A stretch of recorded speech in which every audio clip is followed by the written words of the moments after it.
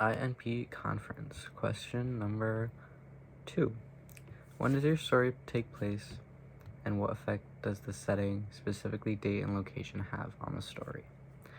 So, Slaughterhouse 5 takes place between the 1940s and 1969. The 1940s is when the main character, Billy Pilgrim, is fighting the war in Europe, in Germany specifically, against the Nazis, and he gets kidnapped, etc., etc., and it bounces around 1969, the 1950s-ish. 1950s, he's in the Lions Club, and he has this, like, perfect life, and 1969 is around when he dies. 1970 is when he's taken by the Tralfamadorians, I do believe. So the setting shifts, obviously, between the battlefield in Europe, between New York, when he is, like, wandering, doing radio shows and whatnot, Ilium, where he grew up, and Tralfamador, which is 1 billion layers away, or whatever. Excuse me.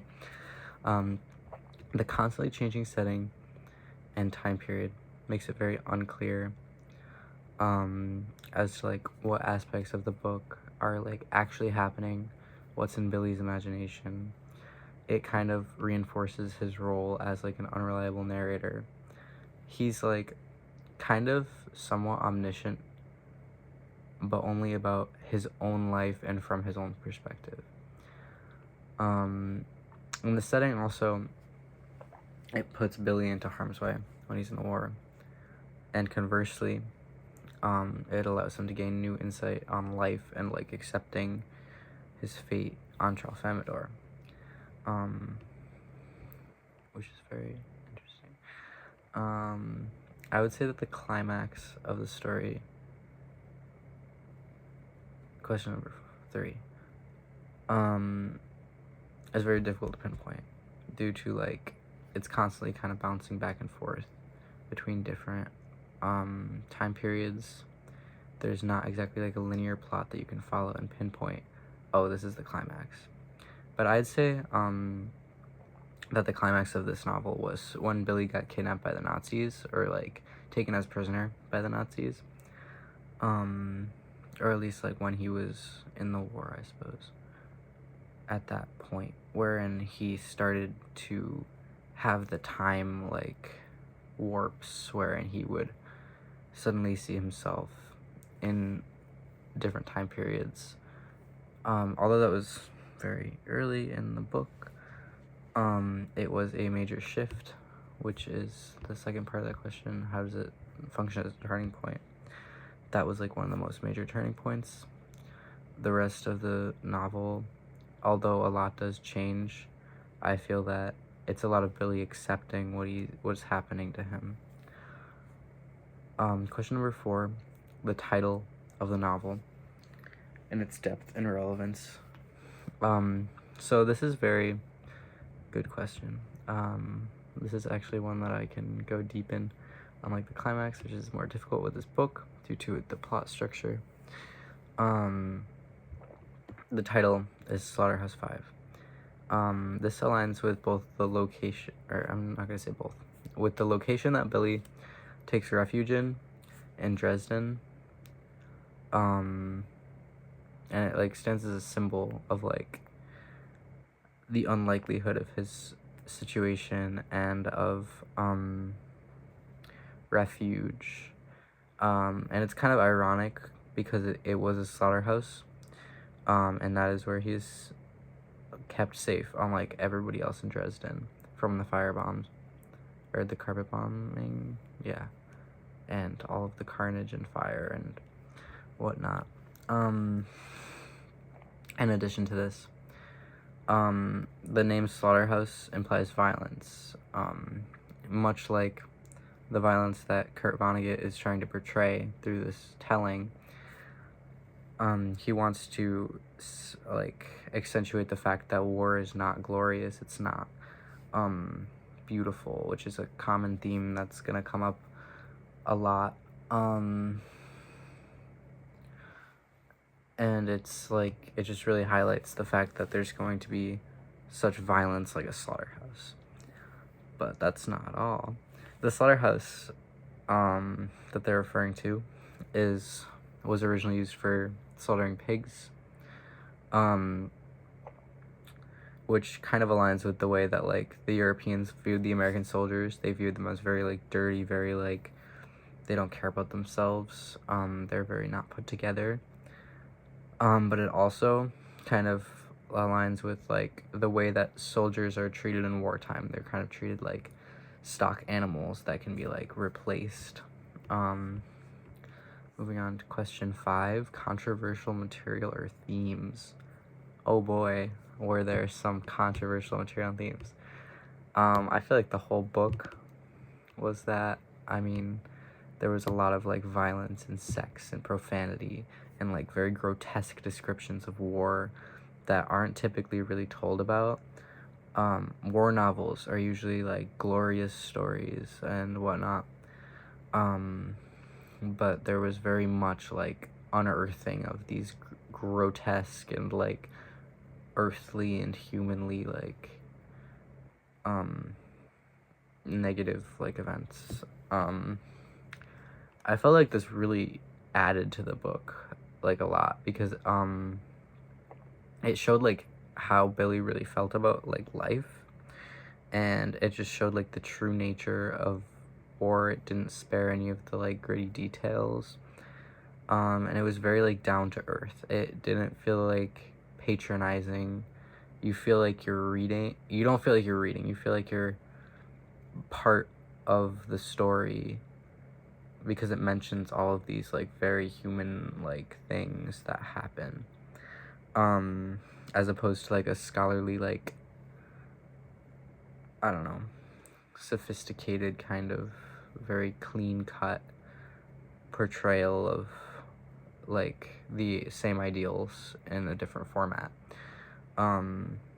Because with this like gritty like controversial like whatever, you get like it's much more easy to grasp and understand, I feel. Also, yeah, no, and yeah, just like the fact that war is just like absurd.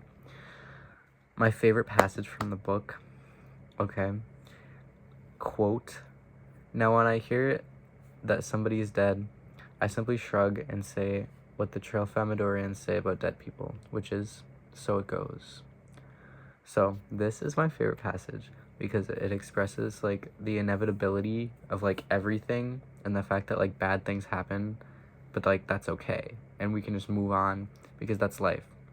But also, it's my favorite because he repeats like "so it goes" so much, and I feel like it brings it back to the fact that it's a story, it's an unreliable narrator, there's just like a lot going on, there's a lot to like process, but it's just like in life a lot of things happen and that's just like how it goes, so it goes. And just it just goes, it doesn't stop for anyone or anything, and that's like life. My favorite scene from the book, question 7. So far I've done all of them except for number 1. My favorite scene was when Billy watched the movie on the train in reverse of the bombers shrinking the fires and like sucking up the bombs back into their like bomb chutes.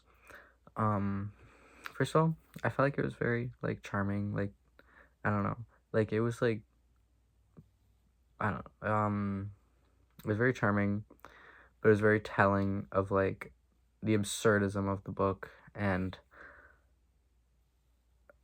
it was very good to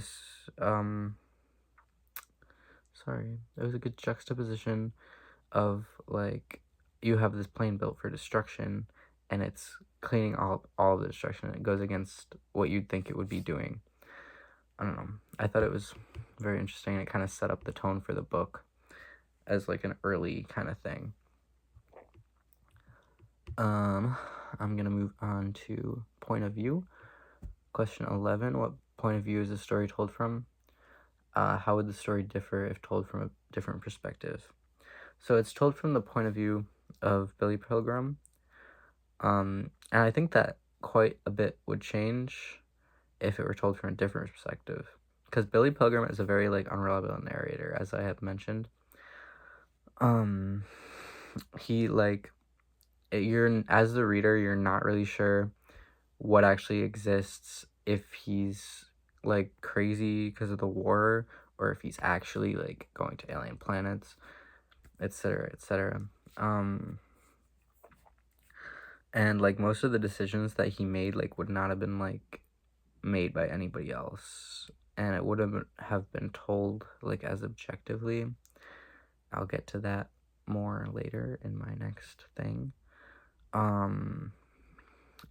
it would be like more or less disorienting, I feel, if it was told by somebody else, because with Billy it just skips back and forth and back and forth and back and forth.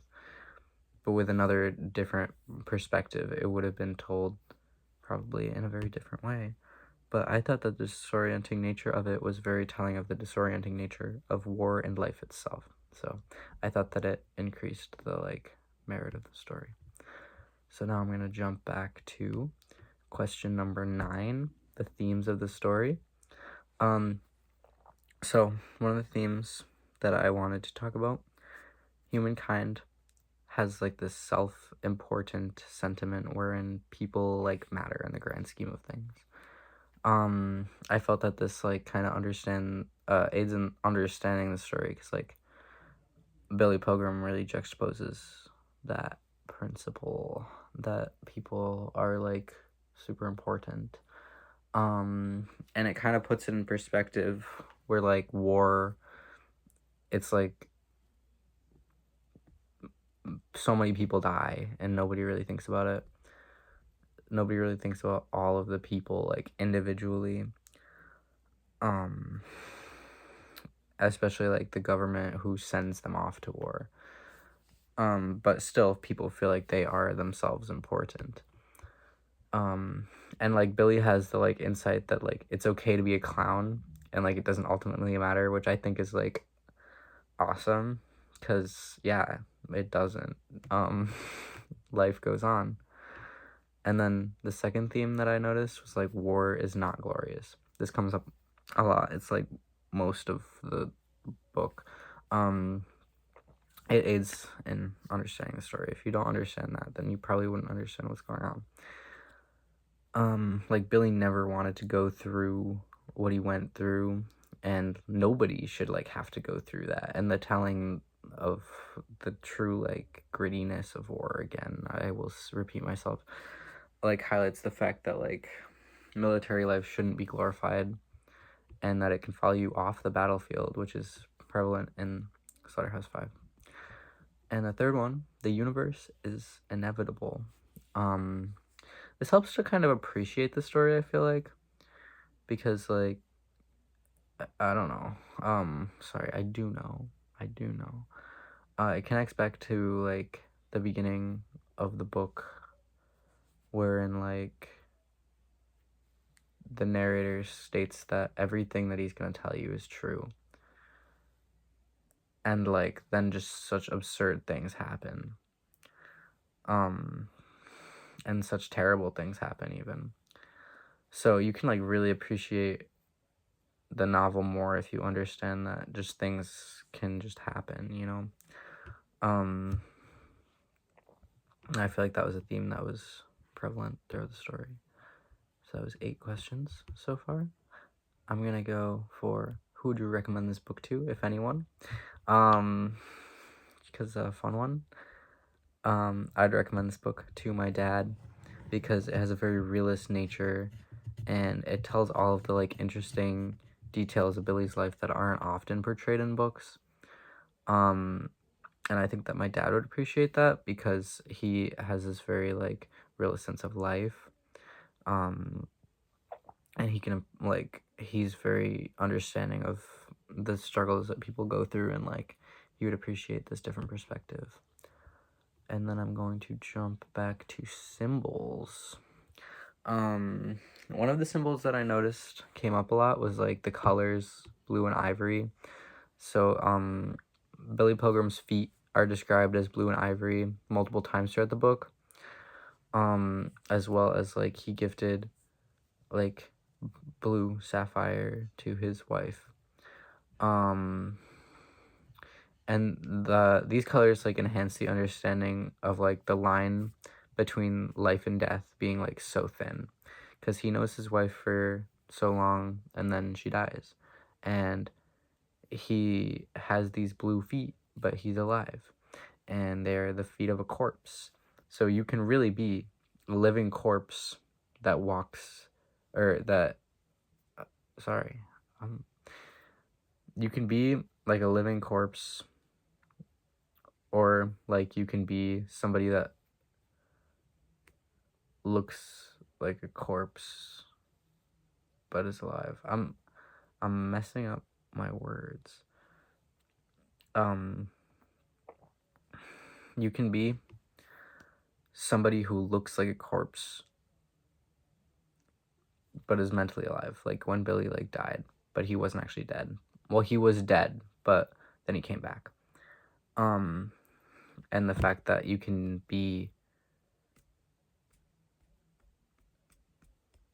look dead but be alive, and like not have really like that sense of humanity, human, like, realism. They said at one point there was a guy, he was like dead to the world, and Billy said all of the credit for being alive, but you don't have to be here for any of it. And that's kind of what I was talking about. So it kind of accentuates like the fact that there's like a very thin line between life and death, and like what that means, and like if it lasts, and all of that. Another symbol is Jesus and the cross. This appears in the novel a lot.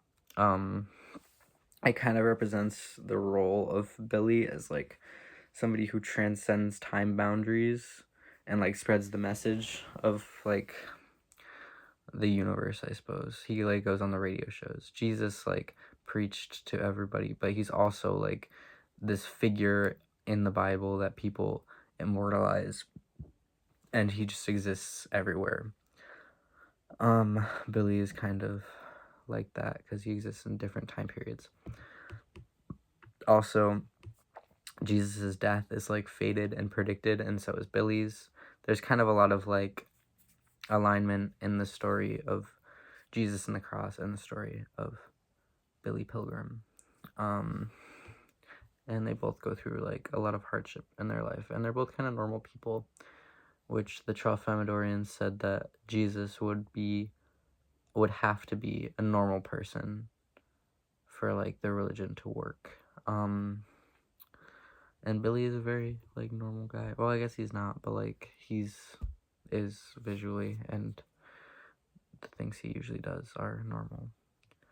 I think that was 10, so I'm done now. Thank you.